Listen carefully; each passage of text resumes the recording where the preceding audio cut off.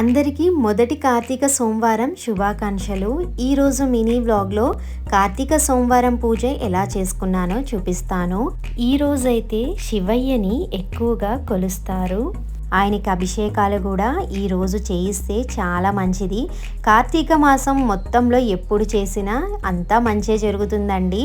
నెల మొత్తం ఒక పండుగలానే ఉంటుంది. నేనైతే మార్నింగ్ 3:30కి అయితే లేచాను. అదేనండి ఎర్లీ మార్నింగ్.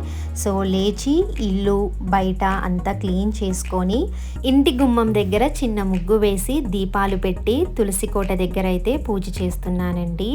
సో మొదటిగా అయితే తులసి కోట దగ్గర పూజ చేశాక ఇంట్లో అయితే పూజ చేసుకోవాలి. ఎప్పుడైనా సరే కార్తీక మాసంలో దీపం వెలిగిస్తున్నప్పుడు ఓం కార్తీక దామోదరాయ నమః అనుకుంటూ దీపం అయితే వెలిగించాలి. ఈరోజు శివయ్యకి అభిషేకం అయితే చేస్తున్నాను. కార్తీక సోమవారం, అది కూడా మొదటి సోమవారం కాబట్టి శివయ్యకి అభిషేకం చేసి పూజ అయితే చేసుకున్నాను. ఇంకా టెంపుల్కి కూడా వెళ్ళి నీటి దీపం అయితే వదిలాను. ఇది ఎర్లీ మార్నింగే పూజ చేస్తాం కాబట్టి ఇంట్లో ఏ ప్రసాదం అయితే చెయ్యలేము. అప్పుడు మనం ఇంట్లో ఉన్న బెల్లం ముక్క కానీ డ్రై ఫ్రూట్స్ కానీ పెట్టి మనం పూజ అయితే చేసుకోవచ్చు.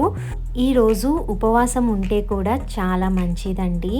సో నేనైతే ఉపవాసం లేను. నాకు హెల్త్ అనేది అస్సలు బాగాలేదండి.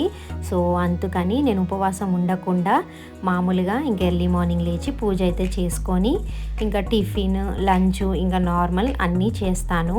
సో ఇంకా పిల్లలైతే స్కూల్కి వెళ్తారు కాబట్టి వాళ్ళకి లంచ్ బాక్సెస్ అయితే ప్యాక్ చేస్తున్నాను.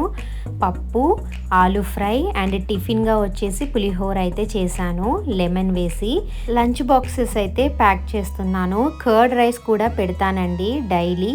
ఒక్కవేళ వాళ్ళు వద్దంటే మానేస్తాను పెట్టకుండా. సో పిల్లలు లేచి రెడీ అయిపోయారు. ఇంకా దేవుడికి అయితే దండం పెట్టుకున్నారు. ఇంకా వాళ్ళు టిఫిన్ చేసేస్తే ఇంకా నేనైతే వెళ్ళి స్కూల్లో అయితే డ్రాప్ చేయాలి. సో ఇంతేనండి ఈ మినీ వ్లాగ్. మళ్ళీ నెక్స్ట్ వ్లాగ్లో కలుద్దాం. అంతవరకు bye bye, see you, take care.